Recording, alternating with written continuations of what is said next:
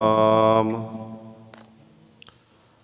ਸ਼੍ਰੀ ਵਾਹਿਗੁਰੂ ਸਾਹਿਬ ਜੀ।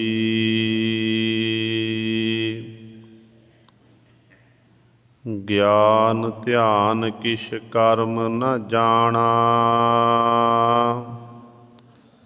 ਸਾਰ ਨ ਜਾਣਾ ਤੇਰੀ।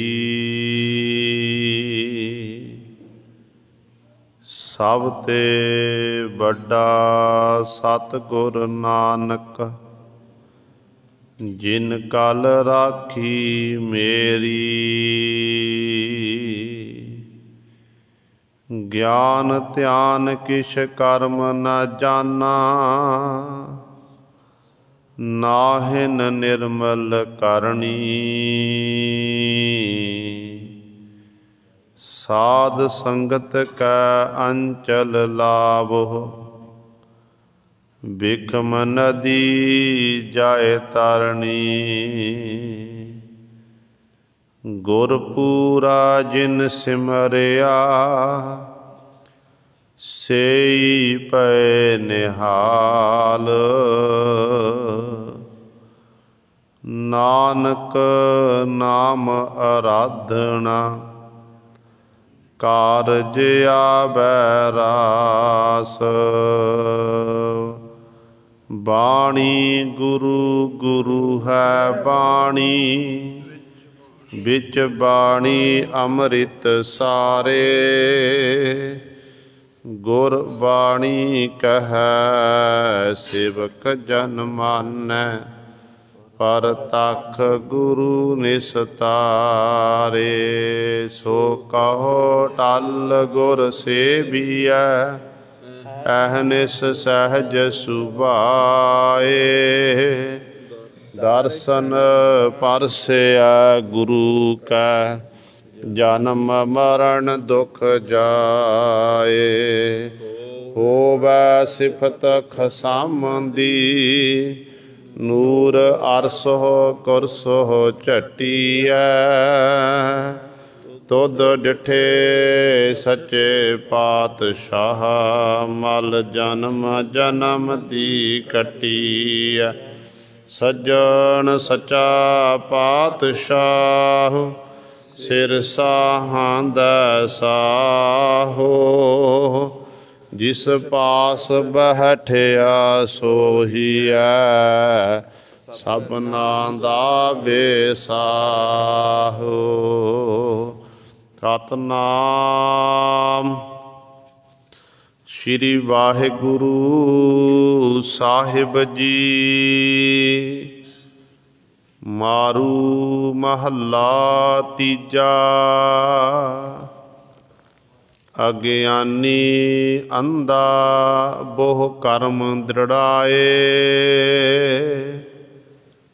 ਮਨ ਹਠ ਕਰਮ ਫਿਰ ਜੋਨੀ ਪਾਏ। ਅਗਿਆਨੀ ਅੰਧਾ ਬਹੁ ਕਰਮ ਦ੍ਰਿੜਾਏ, ਮਨ ਹਠ ਕਰਮ ਫਿਰ ਜੋਨੀ ਪਾਏ। ਵਿਖਿਆ ਕਾਰਣ ਲੱਭ ਲੋਭ ਕਮਾਵਹਿ, ਦੁਰਮਤ ਕਾ ਦੋਰਾਹਾ ਹੈ। ਪੂਰਾ ਸਤਿਗੁਰ ਭਗਤ ਦ੍ਰਿੜਾਏ, ਗੁਰ ਕੈ ਸ਼ਬਦ ਹਰਿ ਨਾਮ ਚਿਤ ਲਾਏ। ਮਨ ਤਨ ਹਰਿ ਰਵਿਆ ਘਟ ਅੰਤਰ, ਮਨ ਭੀਨੈ ਭਗਤ ਸਲਾਹਾ ਹੈ। ਮੇਰਾ ਪ੍ਰਭ ਸਾਚਾ ਅਸੁਰ ਸੰਘਾਰਣ, ਗੁਰ ਕੈ ਸ਼ਬਦ ਭਗਤ ਨਿਸਤਾਰਣ। ਮੇਰਾ ਪ੍ਰਭ ਸਾਚਾ ਸਦਹੀ ਸਾਚਾ, ਸਿਰ ਸਾਹਾਂ ਪਾਤਸ਼ਾਹ ਹੈ। से भगत सच्चे तेरै मन भाए। दर कीर्तन करहै गुर शब्द सुहाए। साची बाणी अन दिन गावहै। निर्धन का नाम बेसाहे। से भगत सच्चे तेरा मन भाए। दर कीर्तन करहै गुर शब्द सुहाए। साची बाणी अन दिन गावहै। निर्धन का नाम बेसाहे। वाहेगुरु जी का खालसा वाहेगुरु जी की फतेह। परम सन्मानयोग जुगो जुग अटल चवर छतर तख दे मालक बाणी के बोहित जाहरा जहूर हाजरा हजूर। सर्व कला समरथ धन धन साहिब श्री गुरु ग्रंथ साहिब सच्चे सतगुरु जी दी पावन पवित्र निघी गोद अंदर जुड़ बैठे गुरु रूप गुरु सवारे सतसंगी जनो।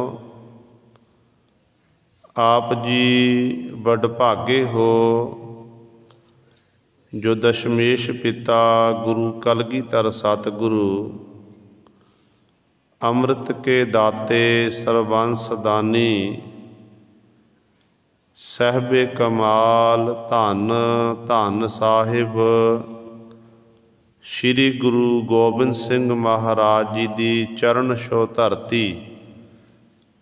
महान पवित्र अस्थान गुरुद्वारा मंजी साहिब आलमगीर विखे अमृत बेले तो हाजरियां भर के सत संगत करके अपने जीवन नूं सफला कर रहे हो।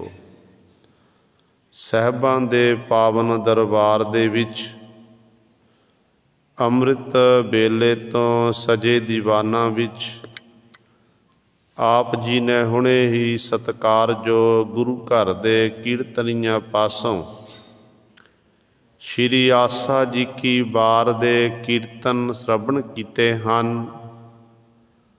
सो आओ गुरु सवारियो समा है जो चल रही लड़ीवार गुरबाणी दी कथा मारू राग दे विचों आप संगतां श्रवण करदियां आ रहीआं हन। धन धन साहिब श्री गुरु अमरदास पातशाह महाराज उन्हां दे पावन शब्द मारू सोलहे पावन बाणी दी विचार चल रही है। कल वाली विचार दे विच आप जी ने 8 पदियां तक विचार श्रवण कीती सी 1055 अंक ते। अज सतगुरु महाराज जी 9वें बंद द्वारा सानू पावन उपदेश बख्शिश कर रहे हैं। आओ अपनियां मन बिरतियां इकागर करिए, ध्यान गुरु चरणां नाल जोड़ीए ते गुरु महाराज जी दे पावन उपदेश नूं हिरदियां विच बसा के अपना जीवन सफला करिए। करो सारे अपनी रसना पवित्र ते उचारण करो जी सतनाम श्री वाहिगुरु साहिब जी। अज्ञानी अंधा बोह कर्म दृढ़ाए, मन हठ कर्म फिर जोनी पाए। सतगुरु गुरु अमरदास पातशाह महाराज पावन शब्द दे विच बख्शिश कर रहे हैं। जदों सतगुरु महाराज दे चरणां च सवाल किया कि पातशाह जी दुनिया दे लोग धर्म दे निमित्त अनेकां प्रकार दे कर्म कर रहे ने। कोई तीर्थ यात्रावां ते जा रहा, कोई इसे प्रकार जग इत्याद कर रहा है, कोई सतगुरु जी जल धारे इत्याद कर रहा, तपस्या कर रहा, पुट्ठे लमके भगती कर रहे हैं, वर्त इत्यादक रखे जा रहे ने। ते सतगुरु जी कि इन्हां इहो जे कर्म करन दे नाल परमात्मा दी प्राप्ति हो जाती है। ते गुरु साहबान जी ने उत्तर देना कीता कि भाई तीर्थ यात्रावां ते जाना, पुट्ठे लमके भगती इत्याद करनी, तपस्या करनी, वर्त रखने, कहते गुरमत दे विच पाई दा कोई संबंध नहीं है। हिंदू वीर एक कर्म करते ने, उन्हां नूं मुबारक है, पर नाल ही पातशाह कहते ने जे तीर्थ यात्रा ते तुरिया रहा, परमात्मा दा नाम नहीं जपिया, तीर्थां उत्ते नहाउंदा रहा, उस वाहिगुरू दी इबादत नहीं कीती, कहते असल विच फिर वो मनुख जिहड़ा है अज्ञानी है। वो मनुख जिहड़ा है अंधला है, उन्होंने किसी प्रकार की सोझी नहीं है। हुण गुरु सवारिओ ये नहीं कि आपां धार्मिक स्थानां दे दर्शन दीदारे करन लई नहीं जाना। जिस अस्थान दे आपां दर्शन दीदारे करन लई जा रहे हैं, जिथे आपां नतमस्तक होंदे हैं, सानू उस अस्थान का इतिहास पता होना चाहिए। सब तो पहला उस पावन स्थान का इतिहास पता होना चाहिए। फिर ये विचार करनी चाहिए कि फलाने महापुरख होए ने या गुरु साहबान जी होए ने, अवतारी पुरुष होए ने, उन्होंने इन्ना समा इत्थे परमात्मा की इबादत की, इस धरती नूं ये वर देना कीता। चलो आपां हुण यात्रावां ते आए, इत्थे दर्शन दीदारे कर रहे, इत्थे अद्धा घंटा बैठ के उस परमात्मा का जस कर सकीए, वडियाई कर सकीए, फिर तो माफ़ करना साडी कीती हुई यात्रा सफल ही है। पर जेकर गुरु सवारिओ आपां केवल नहाउण तक सीमित रहे, मत्था टेकिया ते चले गए, उहदा सानू लाभ नहीं प्राप्त होवेगा। क्योंकि साडा जिहड़ा समा है, असल विच ये समा तां साडा फिर परमात्मा की बंदगी विच लाउणा सी। ना चौंकड़ा मारिया मालक की याद विच, ना उस वाहिगुरू की इबादत कीती, फिर इसे तरह मनुखा जन्म साडा व्यर्थ चलिया गया।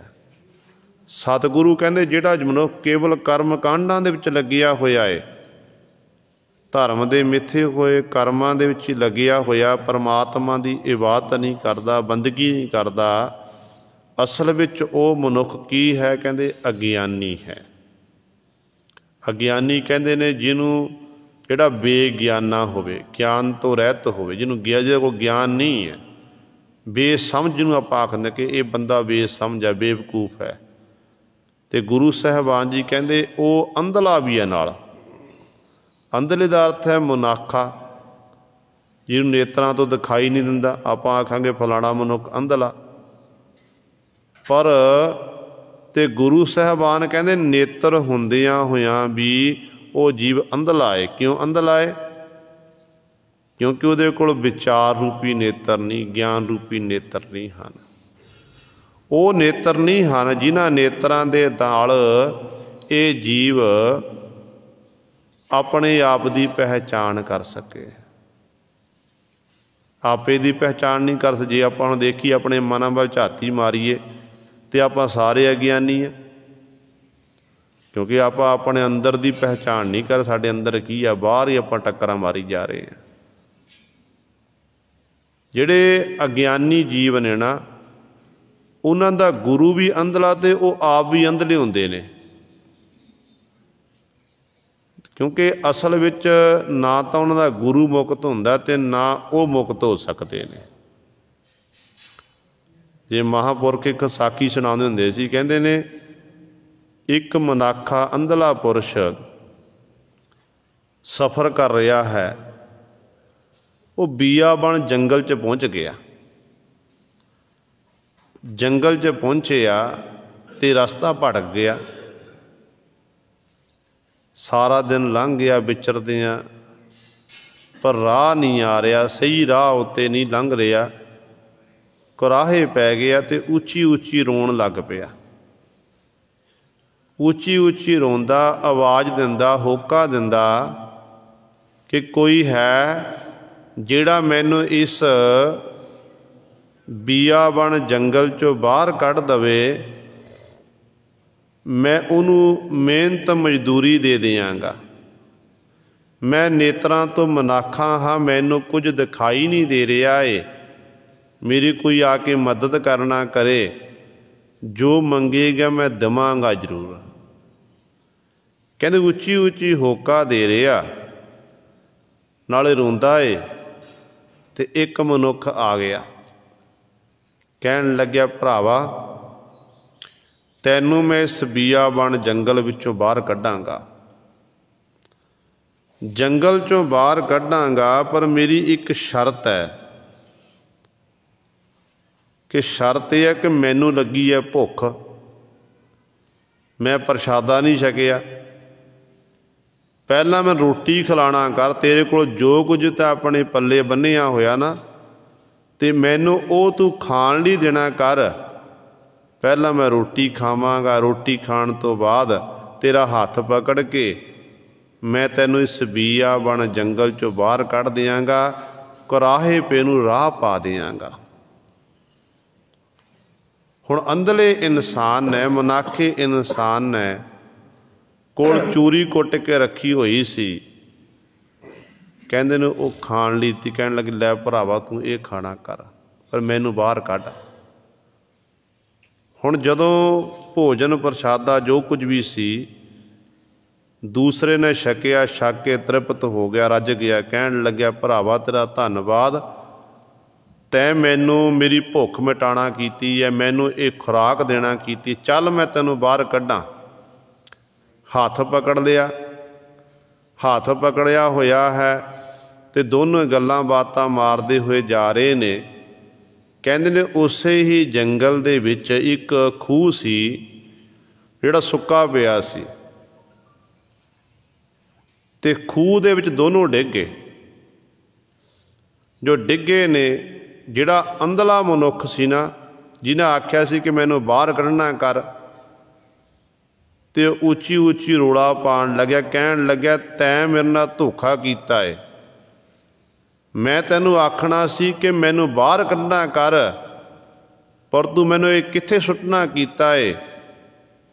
ਤੈਂ ਰੋਟੀ ਵੀ ਮੇਰੇ ਪਾਸੋਂ ਖਾਣਾ ਕੀਤੀ, ਮੈਂ ਭੁੱਖਾ ਹਾਂ, ਪਰ ਮੈਂ ਬਾਹਰ ਨਿਕਲਣ ਲਈ ਆਪਣੀ ਰੋਟੀ ਤੈਨੂੰ ਦੇਣਾ ਕੀਤੀ ਹੈ। ਤੂੰ ਧੋਖੇਬਾਜ਼ ਹੈ। ਇਸ ਤਰ੍ਹਾਂ ਉੱਚੀ ਉੱਚੀ ਬੋਲ ਨਾਲ ਰੋ ਰਿਹਾ ਏ।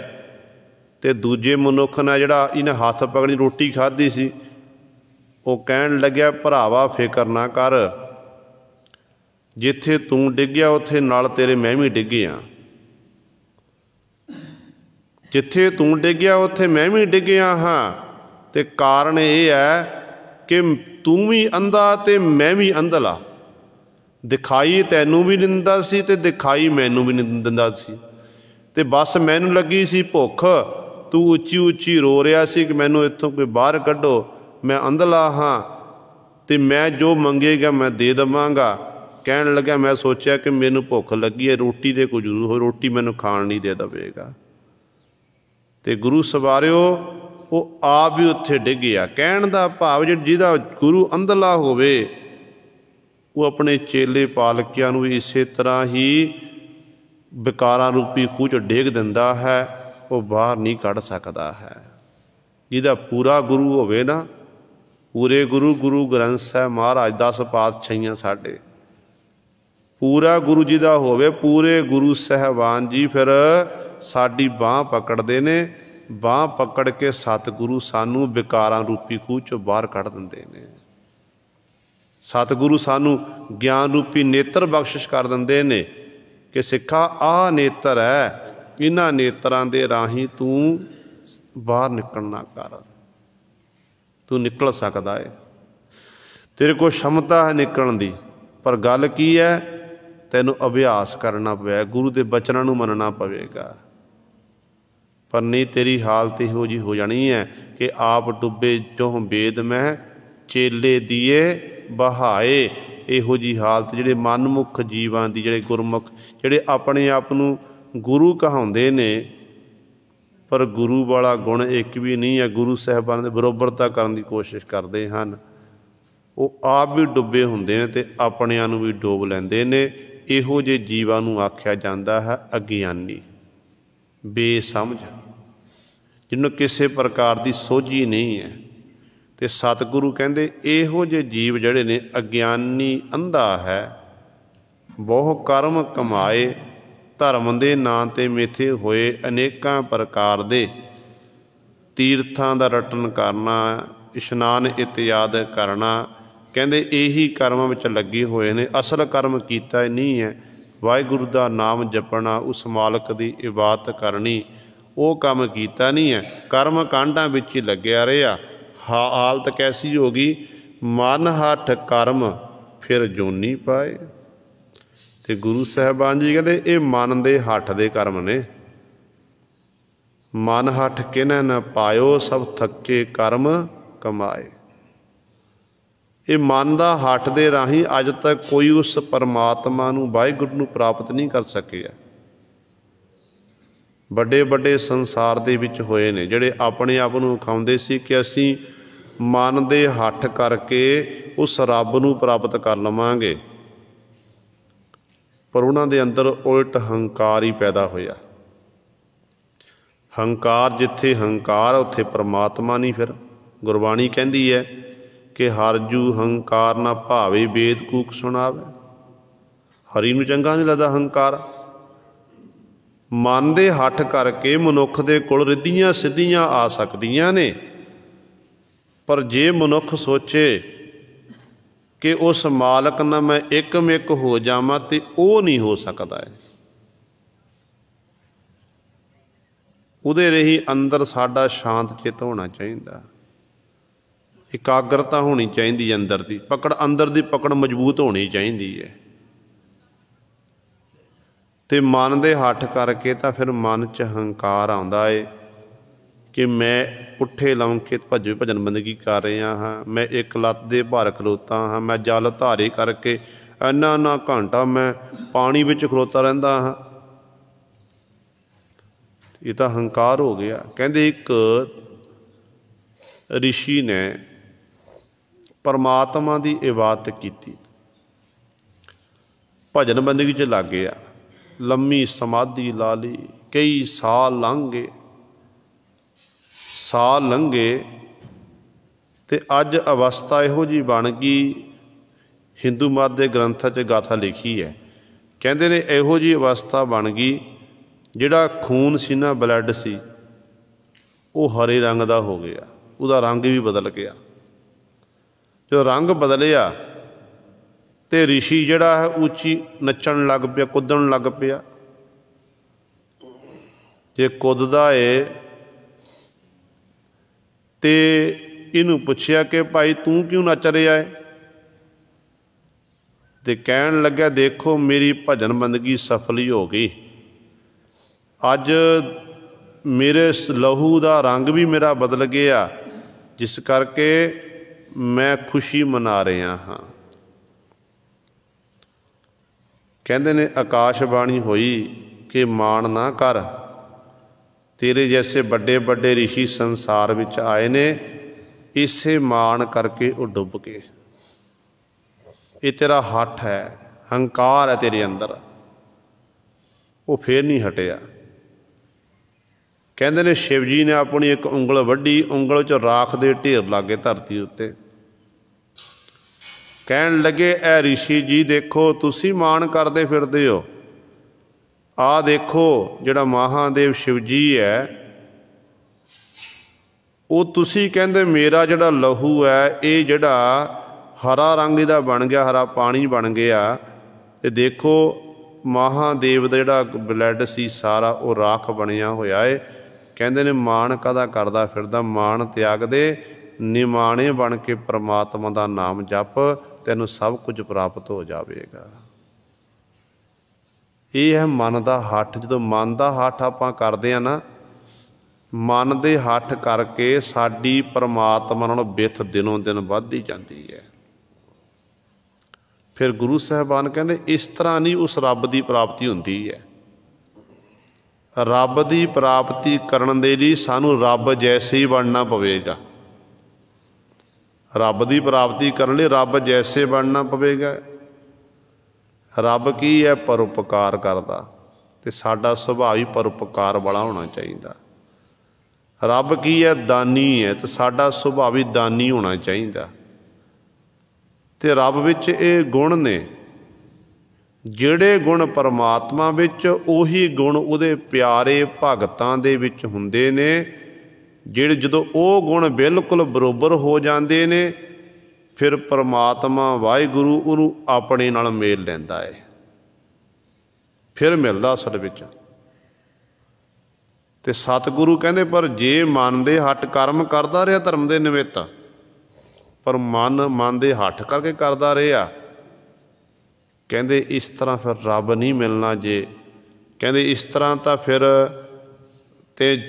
फिर जोनी पाए। मन का हठ करके कर्म करन दे नाल कहंदे फिर जोनी पाए। सतगुरु कहंदे इस तरह फिर तू फिर जूना विच भटकेगा। भाव ये नहीं फिर मनुखा दे ही द्वारा मिल जाएगी, मनुखा दे ही नहीं, सारियां टेढ़ियां मेढ़ियां जूना च भटकेगा। फिर इस तरह तेन भटकना विच ही लग्या रहेगा। विखिया कारण लभ लोभ कमावै, दुरमत का दो राहा है।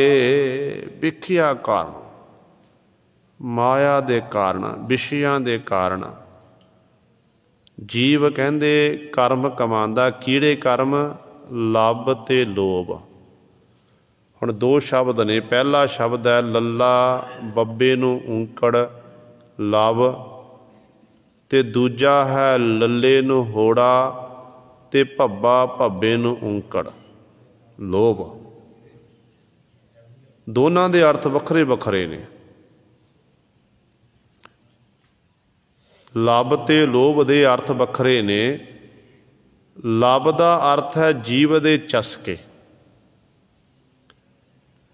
जिमें आपां 36 प्रकार के पकवान अपनी जीव नाल छकदे हैं, रसना नाल चखदे हैं, तो आपां कहंदे आ खट रसा, आ लूण का, आ लूण वाला पदार्थ है, मिठा है, आ है। आपां स्वाद देख के चख के दसदे हैं। जदों पदार्थ छकदा, कई बारी स्वादला पदार्थ होवे ना, मनुख दी जिहड़ी जीभा है, जीभा कहंदी है पर होर आण दे, पर जिहड़ा पेट है, पेट कहंदा नहीं बस कर, ते पेट भर जाता है, पर जीव दा जिहड़ी जीभ है ये तृप्त नहीं हुंदी। ये की है? लभ। सतगुरु कहंदे ने इहो जे मनुख की हालत पता कैसी हो जाती है? कहंदे पेट भरिया पशुआ जिਉ सोयो, मनुख जन्म है हारियो। जीव दे चस्के जिहड़े ने ये लभ है, ते दूजा है लोभ।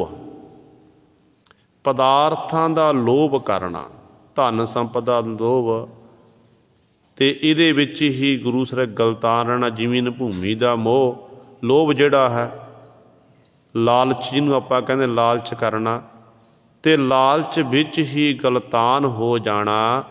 इस तरह कहते यही कर्म जीव अपने जीवन कार च कमा रहा है। दुरमत का धारनी है, गुरु की मत का धारनी नहीं है। दुरमत जिहड़े है ये दुराहे उत्ते खलोती हुंदी है, भटकना विच कि आ काम है, ये भगती भजन बंदगी करा कि ना करा, तो इस तरह भटकना विच लगे रहना। तो दुरमत वाले कर्म ही जीव हर समय करता रहिंदा है। इस तरह ये भटकना विच रहिंदा है, तो इन्हां चस्कियां दे विच ही जीव अपना जीवन बतीत कर दिंदा है। गुरबाणी दे विच सतगुरु महाराज ने सानू समझाया, जे रसना रस का चखदी है, लभ लोभ पदा लभ कर लालच करदी है। तो सतगुरु महाराज सानू समझाउंदे ने, आपां रोजाना पढ़दे हां नितनेम दीआं बाणियां दे विच, ते पातशाह कहंदे ने, ए रसना तू अनरस राच रही, तेरी प्यास न जाए, प्यास न जाए होरत कितै, जिचर हर रस पल्लै न पाए। कहंदे जदों तक तू हरि दा नाम रूपी रस नहीं चखदी, उदों तक तेरी प्यास नहीं बुझनी जे। प्यास नूं बुझाउण वास्ते तैनूं हरि दा नाम चखना पवेगा। ये तो हो गया लभ दा, कि लभ नूं जे खत्म करना अपने अंदर, तो हरि दा नाम रूपी रस चख, ते पदार्थवादी सोच तेरी खत्म हो जानी है। तेरे जीव दे चस्के मुक जाणगे, फिर तू अपने आप उस मालक दे विच ही भेद हो जाएगा। दूजा है लोभ। लोभ दे बाबत पातशाह कहंदे ने, लोभी का बेसाहो न कीचै, जे का पार बसाए, अंत काल तिथै तो है, जिथै हथ ना पाए। कहंदे ऐ जीव लोभी इंसान दा विश्वास ना कर, जे तै पार होना संसार समंदर। पता नहीं लालची इंसान ने कदों धोखा दे देना है। जिहदे अंदर लालची पैदा है उन्हें तो फिर धोखा देना ही है एक दिन। कहते अंत काल तिथै धो है, जिथे हथ ना पाए। लालची इंसान अंत वेले तेन उस थां उत्ते सुटेगा, उत्थे डिगेगा, उत्थे तेन फसा देगा जिथे तेरा हाथ नहीं पवेगा। तू कोशिश कर लै जिनी मर्जी, निकल नहीं सकेगा। फिर तू इहो जिहा खचत होवेगा कि बाहर निकलण दा तैनूं मौका ही नहीं मिलेगा। देखो एक चोर चोरी करन लग्या, ਉਹਦੇ अंदर लालच पैदा होया, लोभ पैदा होया कि मैं किसी शाहूकार दे घर, किसी राजे महाराजे के घर मैं चोरी करा तो मेरे को धन संपदा चंगी आवेगी, मैं गरीबी मेरी अमीरी विच जिंदगी अमीरी च बदल जाएगी। तो गुरु सवारियो वो सन लांदे, जो लोभ पैदा होया इसे लोभ ने चोरी करा दी। तो इस करके सतगुरु महाराज समझाते ने, कहते लोभ जिहड़ा है बड़े बड़े इहो जे कर्म जीव पासों करवा दिंदा है, जिस करके जीव सारी जिंदगी फिर पश्चाताप करता है। आपां देखते हैं ना, एक माँ दे कुखों जाए भैन भरा हुंदे ने, जदों बड़े हुंदे सोझी आउंदी है, ਉਹੀ ਭੈਣ ਭਰਾ ਫਿਰ आपस च लड़ते ने झगड़ते ने, काहदे लई? प्रॉपर्टी लई, जमीन जायदाद दे लई। कई बारी ये खबरां आपां TV चैनलों उत्ते अखबारां विच आम पढ़ते हैं कि फलाणे नगर दे च फलाणे पिंड दे विच भरा ने भरा दा कतल कर दिता, पुत्तर ने प्यो नूं मार दिता। ये घटनावां क्यों वापरदियां ने? क्योंकि अंदर लोभ है। लोभ करके ही जिहड़े अपने ने ਉਹ ਪਰਾਏ ਹੋ ਜਾਂਦੇ ਨੇ। ਹਾਲਾਂਕਿ ਸਤਿਗੁਰੂ ਨੇ ਸਾਨੂੰ ਸਮਝਾਇਆ ਏ ਕਿ ਐ ਜੀਵ ਪਰਾਲਬਧ ਅਨੁਸਾਰ ਜੋ ਤੇਰੇ ਕਰਮਾਂ 'ਚ ਲਿਖਿਆ ਹੋਇਆ ਨਾ, ਤੈਨੂੰ ਉਹ ਵਾਹਿਗੁਰੂ ਤੋਂ ਮਿਲਣਾ ਜ਼ਰੂਰ ਹੈ। ਪਰ ਗੁਰੂ ਸਵਾਰਿਓ, ਮਿਹਨਤ ਕਰਨਾ ਸਾਡਾ ਕਰਮ ਹੈ, ਮਿਹਨਤ ਆਪਾਂ ਕਰਨੀ ਹੈ, ਫਲ ਦੇਣਾ ਪਰਮਾਤਮਾ ਦਾ ਕੰਮ ਹੈ। ਹਾਂ, ਜੇ ਲੋਭ ਕਰਨਾ ਹੀ, ਗੁਰੂ ਪਾਤਸ਼ਾਹ ਲੋਭ ਕਰਨਾ ਹੀ ਹੈ ਨਾ, ਤੇ ਲੋਭ ਕਰ ਸਤਿਗੁਰ ਦੀ ਟਹਿਲ ਸੇਵਾ ਦਾ, ਲੋਭ ਕਰ ਸਤ ਸੰਗਤ ਦਾ, ਲੋਭ ਕਰ ਬਾਣੀ ਪੜ੍ਹਨ ਦਾ। ਜਦੋਂ ਇਹ ਤੂੰ ਲੋਭ ਕਰੇਗਾ ਨਾ, ਕਹਿੰਦੇ ਇਹੋ ਜਿਹਾ ਕੀਤਾ ਹੋਇਆ ਲੋਭ ਗੁਰੂ ਦੇ ਦਰ 'ਤੇ ਪ੍ਰਵਾਨ ਹੈ। ਪਰ ਸਤਿਗੁਰੂ ਕਹਿੰਦੇ ਨੇ ਇਹ ਇਸ ਤਰ੍ਹਾਂ ਇਸੇ ਵਿੱਚ ਹੀ ਗਲਤਾਨ ਹੋ ਕੇ, ਵਿਕਾਰਾਂ ਵਿੱਚ ਗਲਤਾਨ ਹੋ ਕੇ ਜੀਵ ਦੇ ਚਸਕਿਆਂ ਵਾਸਤੇ ਪਦਾਰਥਵਾਦੀ ਸੋਚ ਹੋਣ ਕਿ ਲੋਭ ਕਰਦਾ ਇਹ ਕਰਮ ਕਮਾਉਂਦਾ ਹੈ, ਦੁਰਮਤ ਦਾ ਧਾਰਨੀ ਹੈ। ਇਸ ਤਰ੍ਹਾਂ ਦੁਰਾਹੇ ਵਿੱਚ ਇਹ ਖਲੋਤਾ ਹੋਇਆ ਹੈ, ਦੋ ਰਾਹਾਂ ਵਾਲਾ ਦਾ ਮਨ ਬਣਿਆ ਹੋਇਆ ਹੈ, ਭਟਕਣਾ ਦੇ ਵਿੱਚ ਹੀ ਜੀਵ ਲੱਗਿਆ ਹੋਇਆ ਹੈ। ਪੂਰਾ ਸਤਿਗੁਰ ਭਗਤ ਦ੍ਰਿੜਾਏ, ਗੁਰ ਕੈ ਸ਼ਬਦ ਹਰ ਨਾਮ ਚਿੱਤ ਲਾਏ। ਸਤਿਗੁਰੂ ਮਹਾਰਾਜ ਅਗਲੀ ਪੰਕਤੀ ਬਖਸ਼ਿਸ਼ ਕਰਦੇ ਨੇ, ਕਹਿੰਦੇ ਸਤਿਗੁਰੂ ਪੂਰੇ ਨੇ, ਪੂਰੇ ਸਤਿਗੁਰੂ ਹੀ ਜੀਵ ਪਾਸੋਂ ਜਿਹੜੀ ਪਰਮੇਸ਼ਰ ਦੀ ਭਗਤੀ ਹੈ ਉਹ ਦ੍ਰਿੜ ਕਰਾਉਂਦੇ ਨੇ। ਜਿਹੜੇ ਉਹਨੂੰ ਭਾਉਂਦੇ ਚੰਗੇ ਲੱਗਦੇ ਨੇ, ਉਹਨੂੰ ਆਪਣੇ ਚਰਨਾਂ ਨਾਲ ਲਾ ਕੇ ਉਹਨਾਂ ਪਾਸੋਂ ਫਿਰ ਸਤਿਗੁਰੂ ਜੀ ਪ੍ਰੇਮਾ ਭਗਤੀ ਕਰਾਉਂਦੇ ਹਨ।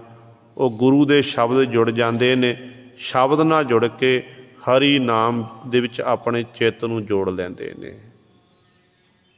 ਕਿੰਨੇ ਗੁਰਸਿੱਖ ਹੋਏ ਨੇ ਜਿਨ੍ਹਾਂ ਉੱਤੇ ਗੁਰੂ ਸਾਹਿਬਾਨ ਜੀ ਨੇ ਬਖਸ਼ਿਸ਼ ਕੀਤੀ ਹੈ, ਜਿਨ੍ਹਾਂ ਨੇ ਆਪਣੇ ਚਿੱਤ ਨੂੰ ਸ਼ਬਦ ਜੋੜਿਆ, ਗੁਰੂ ਵਾਲੇ ਬਣੇ, ਗੁਰੂ ਨੇ ਝੋਲੀਆਂ ਭਰ ਦਿੱਤੀਆਂ। ਜਦੋਂ ਆਪਾਂ ਗੁਰੂ ਨਾਨਕ ਸਾਹਿਬ ਮਹਾਰਾਜ ਸਿੱਖਾਂ ਦੀ ਗੱਲ ਕਰੀਏ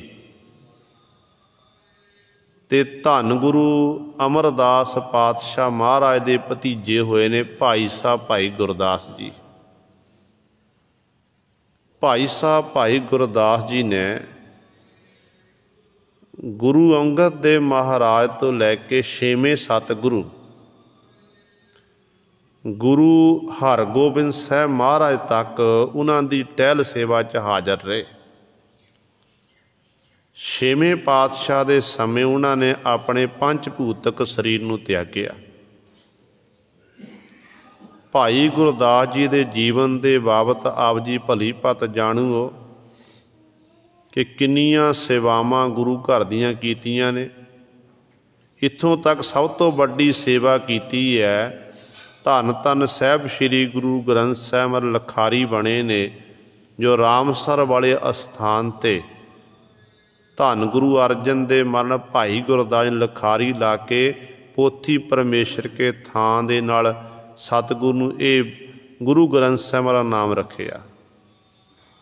ਅਤੇ ਉਹ ਭਾਈ ਗੁਰਦਾਸ ਜੀ ਜਿਨ੍ਹਾਂ ਪਾਸੋਂ ਜਦੋਂ ਵੀ ਕੋਈ ਗੁਰੂ ਘਰ ਦਾ ਕਾਰਜ ਹੁੰਦਾ ਸੀ, ਕੋਈ ਸਲਾਹ ਮਸ਼ਵਰਾ ਕਰਨਾ, ਅਤੇ ਚਾਹੇ ਉਹ ਚੌਥੇ ਪਾਤਸ਼ਾਹ ਗੁਰੂ ਰਾਮਦਾਸ ਪਾਤਸ਼ਾਹ ਜੀ ਸਨ, ਚਾਹੇ ਪੰਜਵੇਂ ਪਾਤਸ਼ਾਹ ਧੰਨ ਗੁਰੂ ਅਰਜਨ ਦੇਵ ਮਹਾਰਾਜ ਜੀ ਸਨ, ਚਾਹੇ ਛੇਵੇਂ ਪਾਤਸ਼ਾਹ ਗੁਰੂ ਹਰਗੋਬਿੰਦ ਸਾਹਿਬ ਮਹਾਰਾਜ ਸਨ, ਐਸੀ ਅਵਸਥਾ ਬਣੀ ਹੈ ਕਿ ਮਨ ਕਰਕੇ ਗੁਰੂ ਦੇ ਸਿੱਖ, ਤਨ ਕਰਕੇ ਵੀ ਸਭ ਗੁਰੂ ਨੂੰ ਅਰਪਣ ਕੀਤਾ ਹੋਇਆ।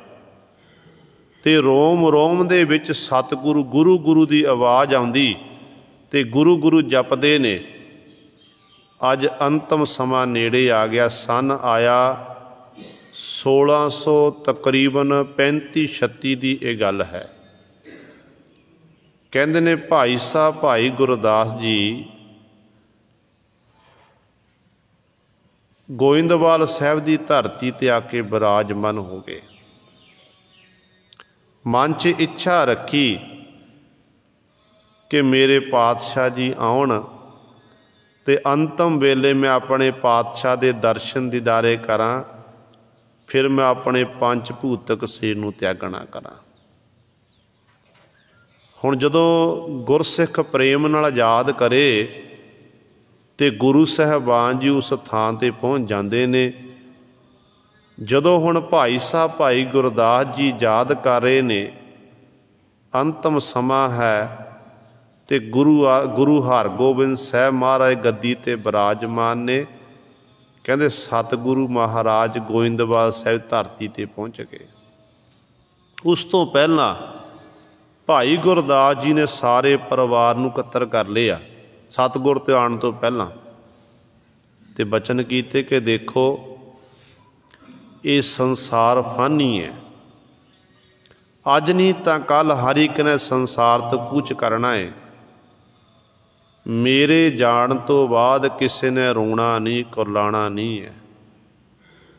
ਮੇਰੇ ਜਾਣ ਤੋਂ ਬਾਅਦ ਜੋ ਗੁਰਮਤਿ ਅਨੁਸਾਰ ਧਰਮ ਨਿਮਿਤ ਕਰਮ ਕਰਨੇ ਨੇ, ਇਲਾਹੀ ਬਾਣੀ ਦਾ ਕੀਰਤਨ ਕਰਨਾ। ਕਹਿਣਾ ਦੇਖੋ ਸਾਡੇ ਵੱਡੇ ਵਡੇਰੇ ਗੁਰੂ ਅਮਰਦਾਸ ਪਾਤਸ਼ਾਹ ਹੋਏ ਨੇ, ਉਹ ਜਦੋਂ ਜੋਤੀ ਜੋਤ ਸਮਾਏ ਸੀ ਉਹਨਾਂ ਨੇ ਵੀ ਇਹ ਬਚਨ ਕੀਤੇ ਸੀ ਕਿ ਮਤ ਮੈਂ ਪਿੱਛੇ ਰੋਬ ਸੀ ਸੋ ਮੈਂ ਮੂਲ ਨਾ ਪਾਇਆ, ਮੈਂ ਪਿੱਛੇ ਕੀਰਤਨ ਕਰਿਓ ਨਿਰਵਾਣ ਜੀਓ। ਇਹ ਬਚਨ ਨੇ ਬਾਬਾ ਸੁੰਦਰ ਜੀ ਦੇ, ਜੋ ਗੁਰੂ ਅਮਰਦਾਸ ਪਾਤਸ਼ਾਹ ਨੇ ਅੰਤਮ ਵੇਲੇ ਸਾਰੀ ਸੰਗਤ ਨੂੰ ਬਚਨ ਕੀਤੇ ਸੀ।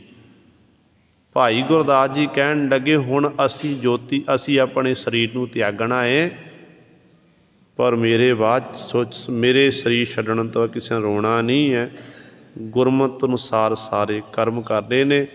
ਬਸ ਮੈਂ ਉਡੀਕ ਕਰ ਰਿਹਾ ਗੁਰੂ ਪਾਤਸ਼ਾਹ ਦੀ ਕਿ ਮੈਨੂੰ ਵਿਸ਼ਵਾਸ ਹੈ ਮੇਰੇ ਗੁਰੂ ਨੇ ਮੇਰੇ ਨਾਲ ਵਾਅਦਾ ਕੀਤਾ ਹੋਇਆ ਹੈ ਕਿ ਜਦੋਂ ਅੰਤਮ ਸਮਾਂ ਆਵੇਗਾ ਅਸੀਂ ਤੇਰੇ ਕੋਲ ਜ਼ਰੂਰ ਪਹੁੰਚਾਂਗੇ। ਉਸ ਘੜੀ ਨੂੰ ਉਡੀਕ ਰਿਹਾ ਹਾਂ। ਜਦੋਂ ਉਹ ਸਮਾਂ ਆ ਜਾਵੇਗਾ, ਸਤਿਗੁਰੂ ਆਉਣਗੇ ਤੇ ਮੈਂ ਆਪਣੇ ਪੰਜ ਭੂਤਕ ਸਰੀਰ ਨੂੰ ਤਿਆਗ ਦਿਆਂਗਾ। ਦੀਨ ਦੁਨੀਆ ਦੇ ਮਾਲਕ ਗੁਰੂ ਹਰਗੋਬਿੰਦ ਸਾਹਿਬ ਮਹਾਰਾਜ ਕਹਿੰਦੇ ਨੇ ਗੋਇੰਦਵਾਲ ਸਾਹਿਬ ਦੀ ਧਰਤੀ 'ਤੇ ਪਹੁੰਚੇ। ਭਾਈ ਸਾਹਿਬ ਭਾਈ ਗੁਰਦਾਸ ਜੀ ਨੂੰ ਜਾ ਕੇ ਮਿਲੇ, ਸਤਿਗੁਰਾਂ ਦੇ ਦਰਸ਼ਨ ਦਾਰੇ ਕਰਕੇ ਗਦ ਹੋ ਗਏ। ਉਹ ਭਾਈ ਗੁਰਦਾਸ ਜੀ ਜਿਨ੍ਹਾਂ ਨੇ ਗੁਰੂ ਤੇਗ ਬਹਾਦਰ ਪਾਤਸ਼ਾਹ ਮਹਾਰਾਜ ਨੂੰ ਜਿੱਥੇ ਧਾਰਮਿਕ ਵਿੱਦਿਆ ਵੀ ਦੇਣਾ ਕੀਤੀ ਹੈ ਤੇ ਨਾਲ ਸ਼ਾਸਤਰ ਵਿੱਦਿਆ ਵੀ ਸਿਖਾਈ ਹੈ। ਤੇ ਗੁਰੂ ਸਵਾਰਿਓ ਉਹ ਭਾਈ ਗੁਰਦਾਸ ਜੀ ਜਦੋਂ ਸਤਿਗੁਰੂ ਮਹਾਰਾਜ ਆਏ ਨੇ ਬੜਾ ਪ੍ਰੇਮ ਸੀ ਤੇ ਗੁਰੂ ਹਰਗੋਬਿੰਦ ਸਾਹਿਬ ਮਹਾਰਾਜ ਦੇ ਕੋਲ ਬੈਠੇ ਨੇ, ਨਮਸਕਾਰ ਕੀਤੀ ਹੈ। ਤੇ ਪਾਤਸ਼ਾਹ ਜੀ ਪੁੱਛਦੇ ਨੇ, ਕਹਿੰਦੇ ਭਾਈ ਸਾਹਿਬ ਜੀ ਦੱਸੋ ਤੁਹਾਡੀ ਇੱਛਾ ਕੀ ਹੈ? ਤੁਹਾਡੀ ਇੱਛਾ ਕੀ ਹੈ? ਜੋ ਤੁਹਾਡੀ ਇੱਛਾ ਹੋਵੇਗੀ ਅਸੀਂ ਪੂਰੀ ਕਰਾਂਗੇ।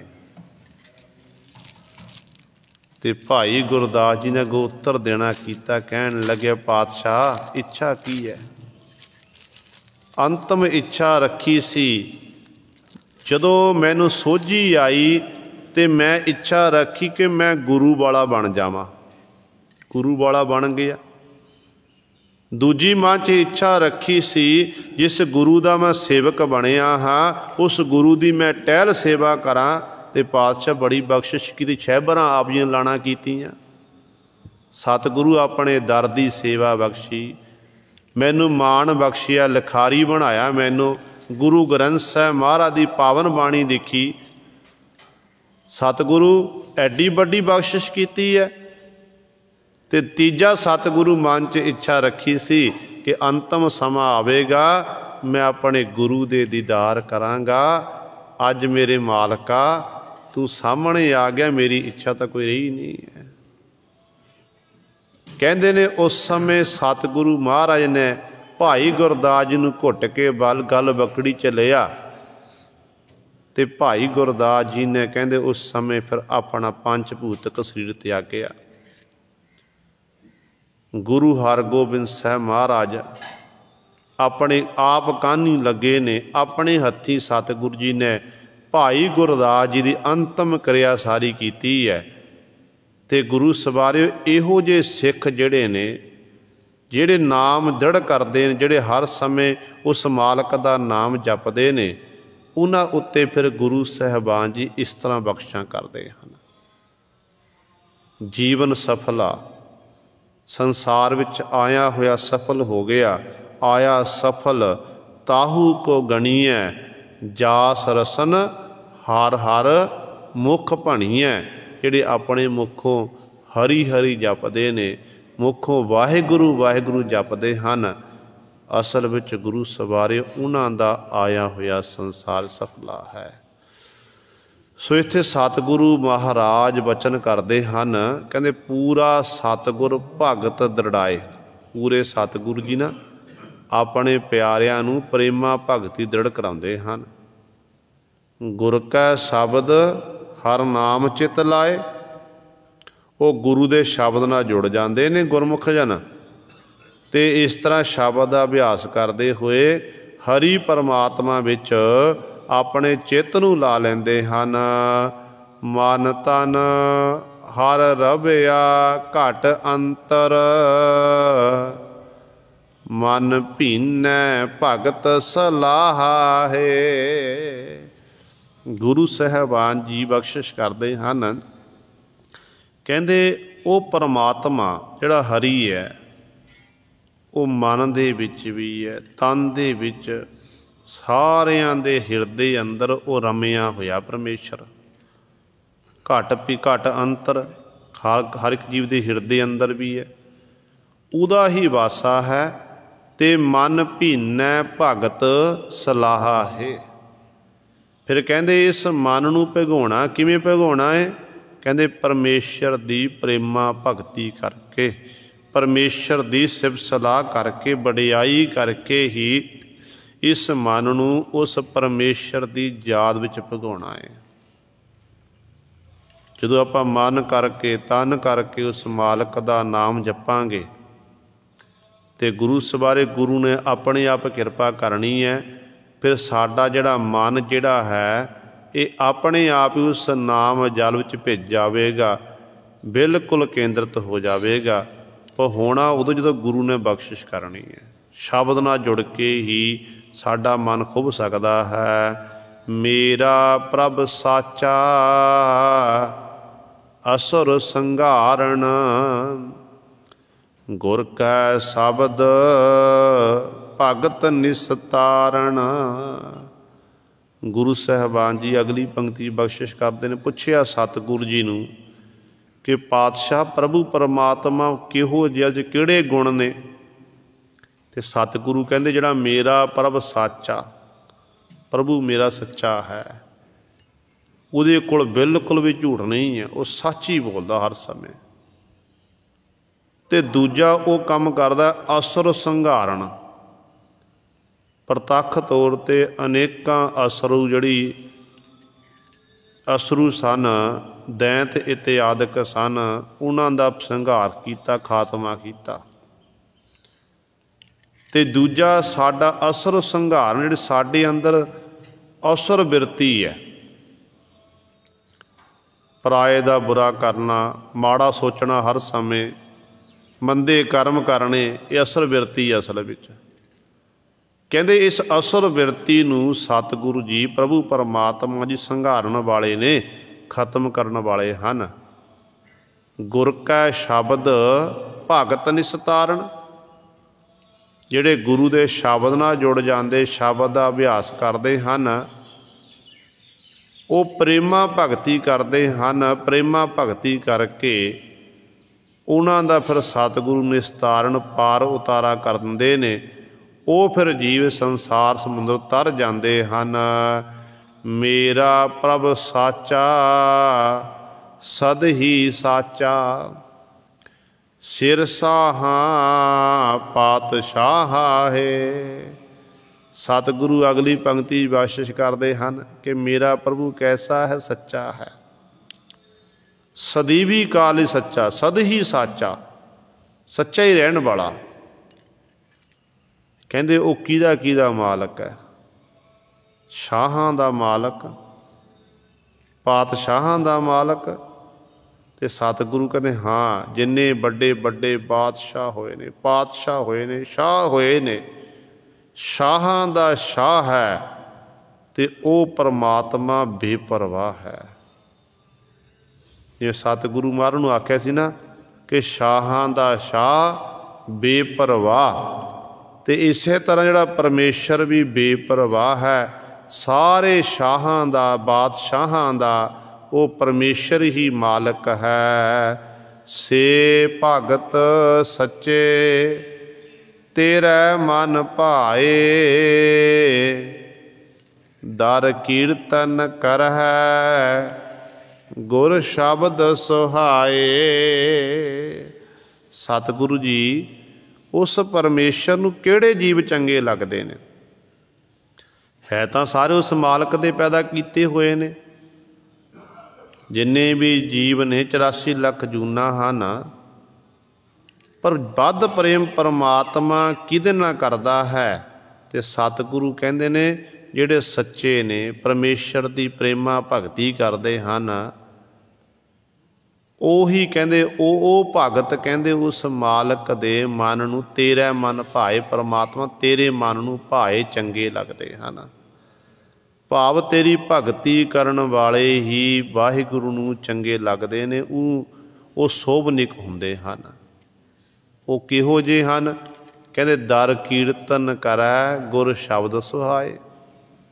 ਉਹ ਪ੍ਰਭੂ ਦੇ ਦਰ 'ਤੇ ਜੁੜ ਕੇ ਪ੍ਰਭੂ ਦੀ ਕੀਰਤੀ ਕਰਦੇ ਹਨ, ਕੀਰਤੀ ਕਰਦੇ ਹਨ। ਗੁਰੂ ਦਾ ਸ਼ਬਦ ਉਹਨਾਂ ਨੂੰ ਸੁਹਾਏ, ਸੋਭਨਿਕ ਲੱਗਦਾ, ਚੰਗਾ ਲੱਗਦਾ ਹੈ। ਸ਼ਬਦ ਦੀ ਵਿਚਾਰਧਾਰਾ ਅਨੁਸਾਰ ਹੀ ਉਹ ਜੀਵ ਆਪਣੇ ਮਾਲਕ ਦੀ ਉਸਤਤ ਕਰਦੇ ਹਨ, ਵਡਿਆਈ ਕਰਦੇ ਹਨ। ਦੇਖੋ ਜਿਹੜਾ ਉਸ ਮਾਲਕ ਦੀ ਕੀਰਤੀ ਕਰਦਾ ਨਾ, ਤੇ ਬਾਕੀ ਪਰਮਾਤਮਾ ਨੂੰ ਚੰਗਾ ਲੱਗਦਾ ਹੈ। ਜਿਵੇਂ ਇੱਕ ਮਾਤਾ ਪਿਤਾ ਦੇ ਮਾਨੋ ਘਰ 'ਚ 4 ਬੱਚੇ ਨੇ, 4 ਬੱਚਿਆਂ ਵਿੱਚ ਇੱਕ ਬੱਚਾ ਆਪਣੇ ਮਾਤਾ ਪਿਤਾ ਆਗਿਆਕਾਰੀ ਹੋਵੇ,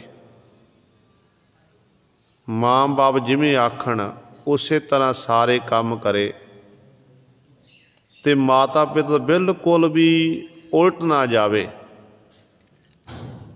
ਫਿਰ ਉਸ ਬੱਚੇ ਨੂੰ ਉਸ ਬੱਚੇ ਨਾਲ ਮਾਤਾ ਪਿਤਾ ਅਥਾਹ ਪ੍ਰੇਮ ਪੈ ਜਾਂਦਾ ਹੈ ਕਿ ਇਹ ਸਾਡਾ ਬੱਚਾ ਬੜਾ ਆਗਿਆਕਾਰੀ ਹੈ। ਉਹਦੇ ਲਈ ਸਭ ਕੁਝ ਕਰਨ ਲਈ ਮਾਂ ਬਾਪ ਤਿਆਰ ਹੋ ਜਾਂਦੇ ਨੇ। ਜਿਹੜਾ ਬੱਚਾ ਨਲਾਇਕ ਹੋਵੇ, ਮਾਂ ਬਾਪ ਦੇ ਆਖੇ ਨਾ ਲੱਗੇ, ਉਲਾਂਭੇ ਆਣ ਮਾਤਾ ਪਿਤਾ ਨੂੰ, ਪਿਆਰ ਮਾਤਾ ਪਿਤਾ ਉਹਦੇ ਨਾਲ ਵੀ ਕਰਦੇ ਹਨ, ਪਰ ਕਈ ਵਾਰੀ ਉਹਨੂੰ ਤਾੜਨਾ ਕਰਦੇ ਹਨ। ਕਈ ਵਾਰੀ ਉਹਦੇ ਮੁੱਖ 'ਤੇ ਚਿਬੜਾਂ ਵੀ ਵੱਜਦੀਆਂ ਨੇ, ਤੂੰ ਸੁਧਰ ਜਾ, ਤੂੰ ਸਾਨੂੰ ਇਸ ਤਰ੍ਹਾਂ ਲੋਕਾਂ ਵਿੱਚ ਸਾਨੂੰ ਤੂੰ ਲੋਕਾਂ ਪਾਸੋਂ ਲਾਂਭੇ ਦਵਾਉਂਦਾ। ਇਹ ਮਾਂ ਬਾਪ ਆਖਦੇ ਨੇ। ਪਿਆਰ ਪੈਂਦਾ ਉਹਦੇ ਨਾਲ ਜਿਹੜਾ ਆਗਿਆਕਾਰੀ ਹੁੰਦਾ ਹੈ। ਇਸੇ ਤਰ੍ਹਾਂ ਹੀ ਪਰਮਾਤਮਾ ਵਾਹਿਗੁਰੂ ਦੇ ਦਰ 'ਤੇ ਜਿੰਨੇ ਵੀ ਆਪਾਂ ਸਾਰੇ ਹਨ, ਉਸ ਮਾਲਕ ਦੇ ਬੱਚੇ ਹਨ। ਮਾਲਕ ਨੇ ਸਾਨੂੰ ਪੈਦਾ ਕੀਤਾ ਹੈ, ਪਰ ਜਿਹੜੇ ਮਾਲਕ ਦੀ ਆਗਿਆ ਵਿੱਚ ਚੱਲਦੇ ਨੇ, ਗੁਰੂ ਦੇ ਹੁਕਮ ਦੀ ਪਾਲਣਾ ਕਰਦੇ ਹਨ, ਤੇ ਗੁਰੂ ਸਾਹਿਬਾਨ ਪਾਸੋਂ ਫਿਰ ਉਹਨਾਂ ਨੂੰ ਮਾਣ ਮਿਲਦਾ, ਵਡਿਆਈ ਮਿਲਦੀ ਹੈ। ਉਹ ਆਪਣੇ ਜੀਵਨ ਬੜੀ ਚੜ੍ਹਦੀ ਕਲਾ ਬਤੀਤ ਕਰਦੇ ਹਨ, ਤੇ ਇਸ ਤਰ੍ਹਾਂ ਉਸ ਮਾਲਕ ਦੇ ਦਰ ਦੀ ਕੀਰਤੀ ਕਰਦੇ ਹਨ, ਤੇ ਗੁਰੂ ਦੇ ਸ਼ਬਦ ਨਾਲ ਜੁੜੇ ਹੁੰਦੇ ਹਨ। ਸ਼ਬਦ ਕਰਕੇ ਹੀ ਉਹ ਸੁਹਾਏ, ਉਹ ਸੋਭਨੀਕ ਹੁੰਦੇ ਹਨ। ਸੱਚੀ ਬਾਣੀ ਅਨ ਦਿਨ ਗਾਵਹਿ, ਨਿਰਤਨ ਕਾ ਨਾਮ ਬੇਸਾਹੇ। ਉਹਨਾਂ ਦਾ ਕੰਮ ਕੀ ਹੁੰਦਾ ਹੈ? ਜਿਹੜੇ ਉਸ ਮਾਲਕ ਦੇ ਸ਼ਬਦ ਨਾਲ ਜੁੜੇ, ਹਰ ਸਮੇਂ ਪਰਮਾਤਮਾ ਦੀ ਵਡਿਆਈ ਕਰਦੇ ਨੇ। ਕਿਹੜੇ ਤਰੀਕੇ ਨਾਲ ਮਾਲਕ ਦੀ ਵਡਿਆਈ ਕਰਨ ਦੇ ਵੱਖਰੇ ਵੱਖਰੇ ਤਰੀਕੇ ਨੇ ਨਾ। ਕੋਈ ਮੁੱਖੋਂ ਵਾਹਿਗੁਰੂ ਆਖਦਾ, ਕੋਈ ਮੂਲ ਮੰਤਰ ਦਾ ਜਾਪ ਕਰਦਾ, ਕੋਈ ਗੁਰੂ ਸਵਾਰੇ ਬਾਣੀ ਪੜ੍ਹਦਾ ਹੈ। ਤੇ ਸਤਿਗੁਰੂ ਕਹਿੰਦੇ ਇਹ ਤਿੰਨੋਂ ਤਰੀਕੇ ਮਾਲਕ ਦੇ ਦਰ 'ਤੇ ਪ੍ਰਵਾਨ ਨੇ। ਗੁਰਬਾਣੀ ਕੀ ਹੈ? ਗੁਰਬਾਣੀ ਸਾਨੂੰ ਸਿੱਖਿਆ ਦਿੰਦੀ ਹੈ। ਗੁਰਬਾਣੀ ਦੇ ਵਿੱਚ ਪਰਮੇਸ਼ਰ ਦੇ ਗੁਣਾਂ ਦਾ ਵਰਣਨ ਕੀਤਾ ਗਿਆ ਹੈ। ਸਿਮਰਨ ਜਿਹੜਾ ਹੈ, ਮੂਲ ਮੰਤਰ ਦੇ ਵਿੱਚ परमात्मा के लक्षण दसे ने कि परमात्मा किहो जिहा है, उहदा स्वरूप की है। तो गुरमंत्र जिहड़ा है साडे गुरु ने सानू बख्शिश कीता है, ये चारे युगां दा श्रोमणी मंत्र है। क्योंकि चार युगां विच बखरे बखरे तरीके बखरे बखरे नाम लैके परमात्मा का नाम जपिया जाता सी। जदों सतयुग का समा सी, लोग कहते सन वासदेव का नाम जपते सन, ते सतगुरु महाराज ने वाहवा अखर लेना कीता। त्रेते का समा आया, त्रेते विच लोग हरी हरी जपन लगे, ते गुरु पातशाह ने हाहा अखर लेना कीता। जदों दुआपर का समा आया, दुआपर विच लोग गोबिंद गोबिंद आखण लगे, ते गुरु साहबान ने गग्गा अखर लेना कीता। फिर जदों कलयुग का समा आया, कलयुग च लोग राम राम आखण लगे, ते पातशाह ने रारा अखर लिया, ते चारे युगां दा श्रोमणी मंत्र एक थां ते इकत्तर कीता।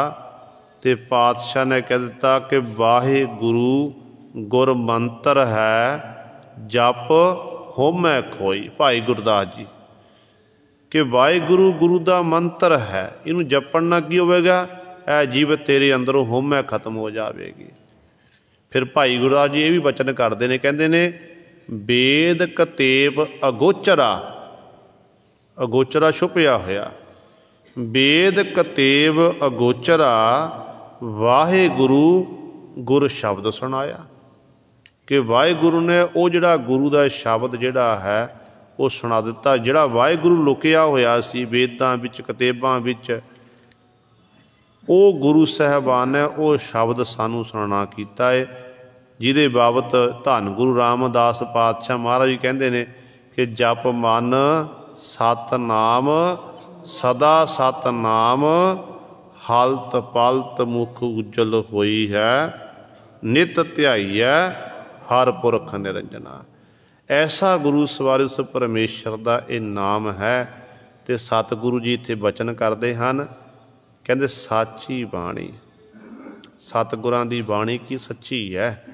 आंदिन गावै आंदिन भाई गाना कर, कहते निरतन का नाम विसाहा है।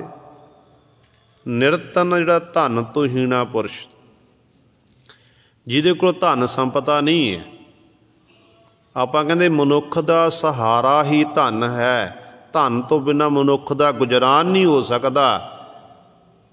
पर गुरु तेग बहादुर पातशाह जीवन पढ़ के देखो, सिखा ने सतगुरु गुरु तेग बहादुर पातशाह महाराज दे चरणां सवाल करता, बाबे बकाले की धरती ते कहन लगे पातशाह इत्थे इन्ने नेकां ही दंभी पखंडी गुरु बन के बैठे हुए ने, सतगुरु आप जी किहो जी तुहाडी त्याग बिरती है, तुहाडे कोल संगतां आउंदियां तिल फुल भेटावां अर्पण करदियां ते तुसीं उस माया नूं चुक के लोड़वंद उस समय बन दिंदे ने, अपने कोल कुछ भी नहीं रखते हैं। तुसीं सतगुरु ये गरीबी लिबास क्यों बनाना कीता है? गुरु तेग बहादुर पातशाह नूं कहण लगे, पातशाह तुसीं गरीबी वाला लिबास क्यों बनाना कीता है? ते सतगुरु माया की तो कमी नहीं है, संगतां लैके आउंदी तुसीं सामभ अपने को रखते नहीं हैं, ये गरीबी अमीरी च बदल सकती है। ते धन गुरु तेग बहादुर पातशाह महाराज ने उत्तर देना कीता, कहन लगे परमेश्वर नूं की आख्या जांदा है? ये गरीबां नूं निवाजण वाला, परमेश्वर नूं गरीबां नूं निवाजण वाला आख्या जांदा है। ते कहन लगे इस करके मैनूं गरीबी शब्द बड़ा वधिया लगदा है, जे मैं गरीबी अपने अंदर धारण करांगा, मेरा गरीबी लिबास होवेगा ते मन भी गरीबी विच रहेगा, ते मैनूं गरीब नूं जाण के परमेश्वर मैनूं निवाज देवेगा। किन्नी निमरता गुरु सवारियो। आप गुरु नानक दी जोत दे 9वें वारस, पर कहते मैनू गरीबड़ा जान के परमेश्वर मैनू भी नवाज देवेगा, इस करके मैं गरीबी लिबास धारण किया होया है। यह है निरतन का नाम विसाहा है, जिहदे कोल धन नहीं है, धन तो हीना है, पर परमेश्वर का नाम है। कहते सच जानियो फिर उहदा वो सहारा बन जाता है, परमात्मा का नाम। वो ना परमेश्वर के नाम उत्ते विश्वास रख के, भरोसा रख के परमेश्वर की बात करता है, तो वाहिगुरू के दर ते उहदियां झोलियां भर जांदियां हन, किसी प्रकार की कमी नहीं रहिंदी है। ये गुरु सवारियो पातशाह ने साडे उत्ते बख्शिश कीती है।